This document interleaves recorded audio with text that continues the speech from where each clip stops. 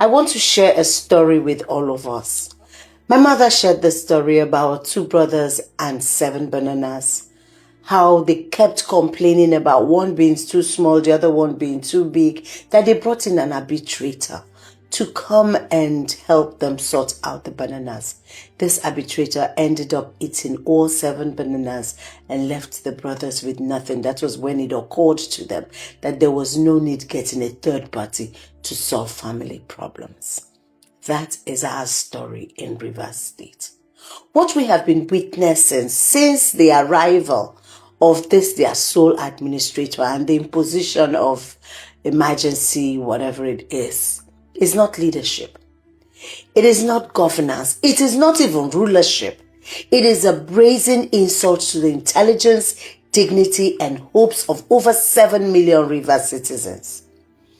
Their so-called administrator, Vice Admiral Debok, retired, whatever his name is, unveiled a jaw-dropping 1.48 trillion budget. Not a dime of that budget passed through any elected officer. No debates, no public input, no transparency. Just one man, handpicked and imposed, waved a pen and signed on a paper and called it our budget. A budget that was going to be like signing away billions of our common wealth, your wealth and mine. And what are we getting for it? 24 billion to install CCTV in government house. That government house built by Julius Berger with CCTV all over the place suddenly needs new CCTV.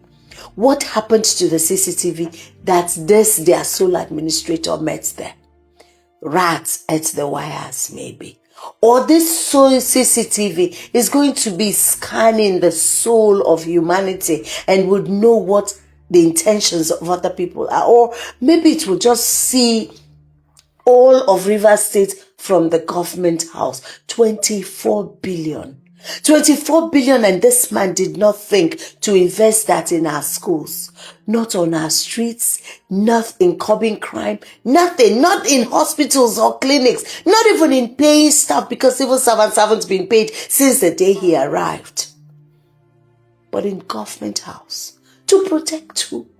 To scan who? To see who? To search who? Please, where is this CCTV going to be hanging? On top of somebody's head, I guess. We already have CCTV, Oga. Don't waste our 24 billion. Then there's 30 billion for gun boats. Gun boats. Hey, master. What exactly are you planning? What are you preparing for? A river war? Or is there one in your imagination that you think must happen? Is this government-owned boats or a private navy? Because you were a navy commander, I don't recall you buying any war boats or gun boats. I mean, like, you worked with Nimasasa. Did you buy gun boats? 30 billion. How many gun boats? And then this one that is very annoying, 23 billion of Rivers people's money dumped into vague contingency funds. No details, no oversight, no answers, nothing. If you put all of that together, 23, 24, and 30, that is 77 billion of our money. My money.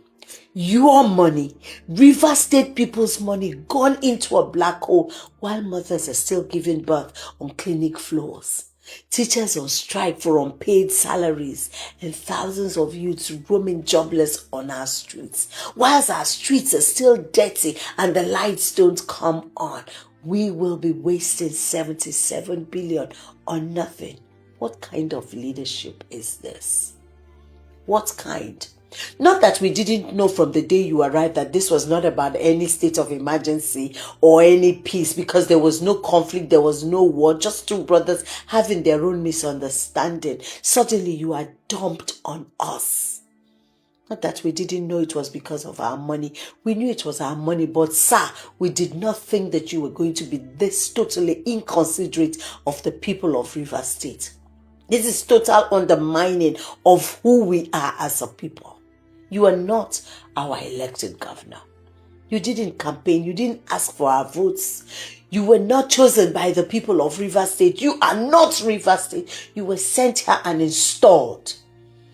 And now you want to spend our money like no one has the right to ask you, and so you are not answerable to anyone.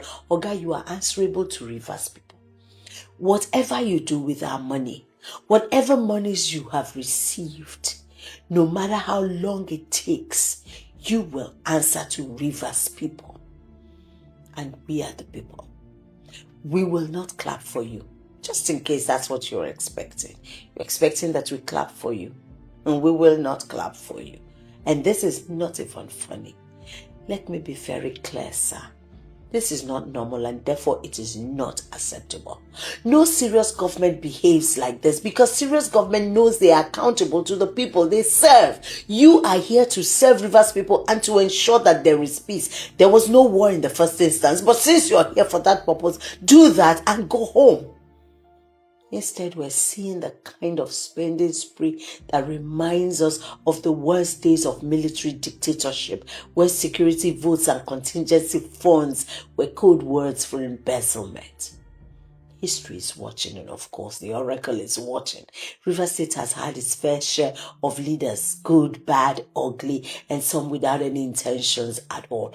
Under these administrations, we love it, hate it, whatever, budgets were debated, public projects were visible, and we knew who to blame when something went wrong. But now, there is a man in uniform with safari suits to cover it up, with no electoral mandate, no local backing, and no respect for due process. Is this how we have retrogressed, my people? Is this how we have become? Have they completely distorted our minds? Deeply, we have regressed. And let's not forget, this is happening on the heels of a political misunderstanding that tore the state, amongst two brothers. The dust hasn't even settled, and already sole administrator is signing away billions with impunity with no rights, even with the court stopping him. No, they must continue. Rivers people are not fools. We see what is happening. We hear the whispers. We know this isn't about CCTV or gunboats. This is about personal enrichment. This is about creating slush funds under the guise of governance. This is about silencing opposition and buying loyalty with public money. But we refuse to be silent. And so I call on all sons and daughters of Rivers State. This is your state, my state, our state, irrespective of which part of the divide you are from. Upland, riverine, whatever, you are a Rivers man. So this money is yours. This is your future. And this is your money meant for your development. We cannot continue to sit back and allow unelected men to run our state like a private estate. If we don't speak now, tomorrow may be too late. So it's time for all of us to ask questions, demand answers, hold those town hall meetings, engage every one of us, whether lawmakers or not, engage all the leaders in our communities, support civil society groups demanding transparency and electoral reform. Let us join hands together.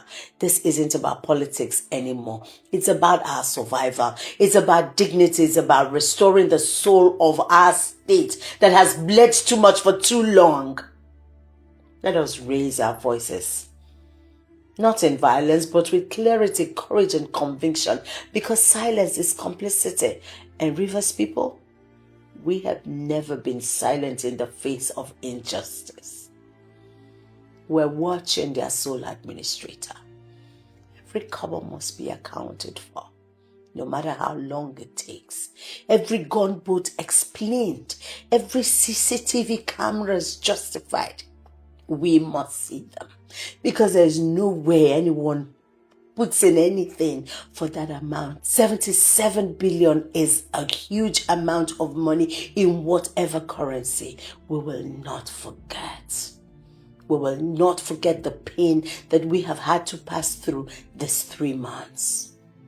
And we will not back down. We insist, leave Rivers money alone, because this is River State, not a military camp. And no one will act irresponsibly with our money. This is the Oracle, where truth cannot be silenced. My name is Hilda Dokubo, and the Oracle will continue to speak.